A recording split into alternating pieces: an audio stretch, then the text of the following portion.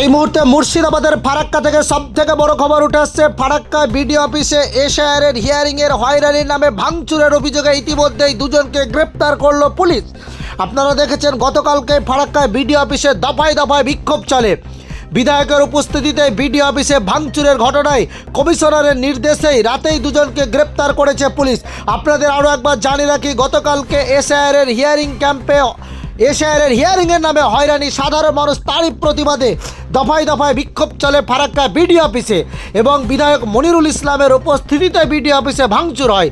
এই ঘটনাকে কেন্দ্র করে রাজ্য রাজনীতিতে আলোড়ন সৃষ্টি হয়েছে। অর্থাৎ বিধায়কের উপস্থিতিতে বিডিও অফিসে ভাঙচুর, তারই ঘটনায় দুজনকে গ্রেপ্তার করেছে পুলিশ।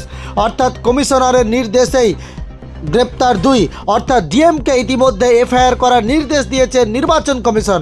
ফারাক্কা বিডিও অফিসে ভাঙচুরের ঘটনায় ইতিমধ্যে গ্রেপ্তার দুই।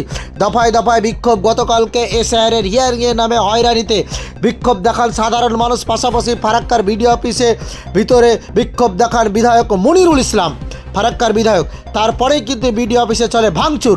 এই ঘটনাকে কেন্দ্র করে ইতিমধ্যে দুজনকে গ্রেপ্তার করেছে পুলিশ।